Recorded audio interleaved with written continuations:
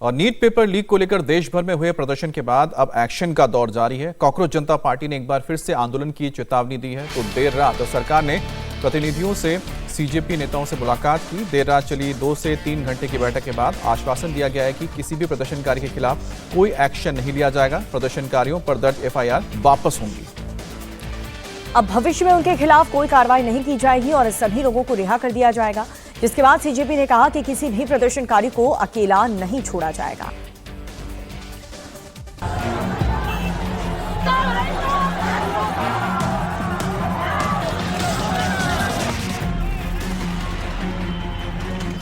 Cockroach जनता party ने फिर दी आंदोलन की चेतावनी। छात्रों को, युवाओं को, प्रोटेस्टर्स को अरेस्ट किया गया है या डिटेन किया गया है, उन्हें रिलीज नहीं किया जाता है तो कॉकरोच जनता पार्टी फिर से प्रोटेस्ट करने को मजबूर होगी। सरकार सीजेपी का समझौता कितना बरकरार? हम लोगों के चेतावनी के बाद इस सरकार को जो है झुकना पड़ा है। जंतर मंतर पर चल रहे प्रोटेस्ट को खत्म करने के लिए जब सरकार ने सीजेपी से समझौता किया था तो उस वक्त शर्त थी कि शांतिपूर्वक प्रदर्शन करने वालों पर एफआईआर नहीं होगी। लेकिन अब सीजेपी दावा कर रही है कि प्रदर्शन करने वालों के खिलाफ पुलिस एक्शन ले रही है। जबकि खबर यह है कि बिहार सरकार ने प्रदर्शन में शामिल लोगों के खिलाफ दर्ज सभी मामलों को रद्द करने के साथ ही उन्हें रिहा करने का फैसला किया है। बिहार में कुल 24 एफआईआर दर्ज की गई है। आंदोलन के दौरान 694 लोगों को हिरासत में लिया गया, जिनमें से 355 आरोपियों को गिरफ्तार कर न्यायिक हिरासत में भेजा गया। अब सभी को रिहा किया जा रहा है। आंदोलन के दौरान असम में कुल 5 केस दर्ज किए गए थे और 13 प्रदर्शनकारियों को गिरफ्तार किया गया। अब इन सभी मामलों को कानूनी प्रक्रिया के तहत तुरंत रद्द किया जाएगा और गिरफ्तार लोगों को रिहा किया जाएगा। पश्चिम बंगाल में कोलकाता के हेयर स्ट्रीट और एंटाली थानों में कुल 7 एफआईआर दर्ज की गई हैं। इनमें से 5 एफआईआर प्रदर्शन के दौरान घायल मीडिया कर्मियों और पत्रकारों की शिकायत पर दर्ज हुई है। आंदोलन के दौरान सबसे ज्यादा बवाल दिल्ली में हुआ। 20 जुलाई को बवाल की शुरुआत हुई जो 24 जुलाई तक चला। इस दौरान पुलिस ने 20 जुलाई की हिंसा के मामले में कुल 15 एफआईआर दर्ज की हैं। पुलिस सीसीटीवी फुटेज और फेशियल रिकॉग्निशन टेक्नोलॉजी के जरिए प्रदर्शन स्थलों पर मौजूद ऐसे 2800 से ज्यादा लोगों की जांच कर रही है, जिनका पुराना आपराधिक रिकॉर्ड रहा है। सोमवार को सीजेपी ने प्रेस कॉन्फ्रेंस करके दोबारा आंदोलन शुरू करने की चेतावनी दी, जिसके बाद सीजेपी ने दावा किया है कि सरकार के प्रतिनिधियों ने उनसे संपर्क किया। करीब 3 घंटा बात हुई और सरकार ने केस वापस लेने का आश्वासन दिया है। वादे किए थे सरकार ने, हमें आशंका है कि वो शायद वादे नहीं रखे जाएंगे। तो वो साथ में ये government of Bihar home department का जो प्रेस रिलीज है जिसमें उन्होंने बोला है कि सारे एफआईआर वापस लिए जाएंगे प्रोटेस्टर्स के खिलाफ एंड फ्यूचर में भी कोई एक्शन नहीं लिया जाएगा, वो प्रेस रिलीज लेके आए थे। एंड साथ साथ हम लोग बैठ के ये डिस्कस कर रहे थे कि कौन कौन से दूसरे गवर्नमेंट्स हो सकते हैं, स्टेट गवर्नमेंट्स, जो ऐसे सिमिलर नोटिफिकेशंस निकाले जिससे प्रोटेस्टर्स को कोई हार्म ना आए। तो ऐसे ही कॉकरोच जनता पार्टी हम लोग पूरे दिन एंड जब से ये प्रोटेस्ट शुरू हुआ है हम लोग प्रोटेस्टर्स के लिए काम कर रहे हैं।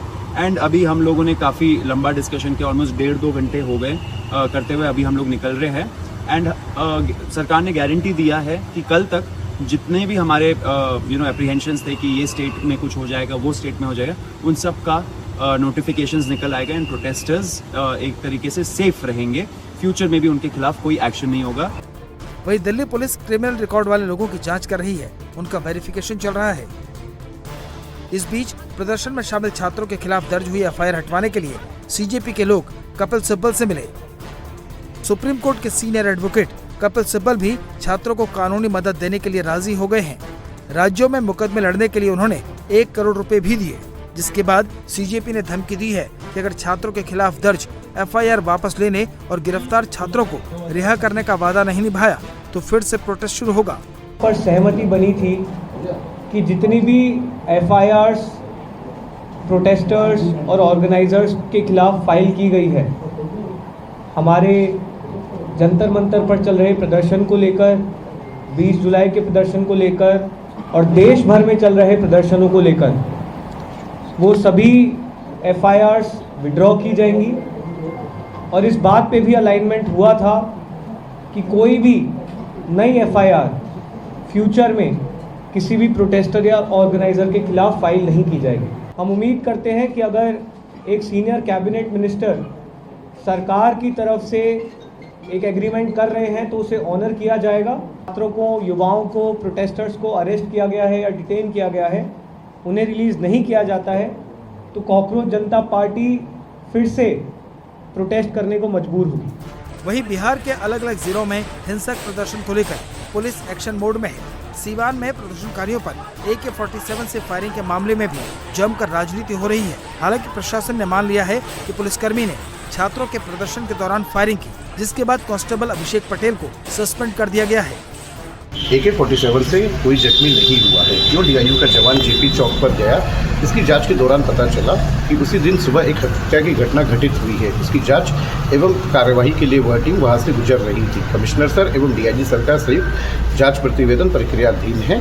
सिपाही अभिषेक को तत्काल प्रभाव से निलंबित कर दिया गया है। बिहार में 22 जुलाई को पटना के गांधी मैदान में प्रदर्शन के दौरान हंगामा, तोड़फोड़ और पुलिस पर पथराव करने वाले उपद्रवियों की तस्वीरें जारी की गई थी। इसे लेकर लेफ्ट विंग के छात्रों ने DGP से मुलाकात करके कार्रवाई न करने की अपील की। गृह विभाग से एक नोटिफिकेशन आया है, जिस नोटिफिकेशन में ये लिखा हुआ है कि 26 तारीख से पहले जितने भी मुकदमे बिहार के छात्र नौजवानों पे हुए हैं उन सबको वापस लिया जा रहा है और तमाम छात्रों को रिहा किया जा रहा है। हम इस नोटिफिकेशन को भी वेलकम करते हैं। हालांकि ये नोटिफिकेशन आज बहुत प्रेशर डालने के बाद आया है। छात्रों के 30 जुलाई के कॉल के ऑलरेडी अनाउंस होने के बाद आया है, लेकिन हम वेट करेंगे ये नोटिफिकेशन फॉलो थ्रू हो, बिहार पुलिस हर एक छात्र को रिहा करे और जब तक छात्र रिहा नहीं होंगे 30 जुलाई का हमारा कॉल बिहार भर में जारी रहेगा। एक और छात्र इस फैसले को अपनी बड़ी जीत बता रहे हैं तो दूसरी ओर विपक्षी पार्टियां क्रेडिट लेने में जुटी हैं। RJD ने दावा किया है कि उनकी चेतावनी के बाद सम्राट सरकार झुकी और ये फैसला लिया गया। हम लोगों के चेतावनी के बाद इस सरकार को जो है झुकना पड़ा है और आदरणीय मुख्यमंत्री सम्राट चौधरी से हम ये कहना चाहेंगे कि हमने तो उनको पत्र लिखा ही था आज वापसी को लेकर के, लेकिन मुख्यमंत्री जी पत्र भी अच्छे से पढ़ लेते हैं। आप रिहाई का तो आदेश दे दिए जब हम लोगों ने आपको अल्टीमेटम दिया, आपने केस वापसी का तो ऐलान कर दिया जब हम लोगों ने आपको चेताया, लेकिन आप जो दोषी अधिकारी हैं कि किसके वजह से गोली चली और किसके आदेश से, उस जांच का क्या होगा। पुलिस प्रशासन छात्रों को समझाने में लगा है। केस वापस हो रहे हैं। कोशिश की जा रही है कि मामला हर तरह से शांत हो।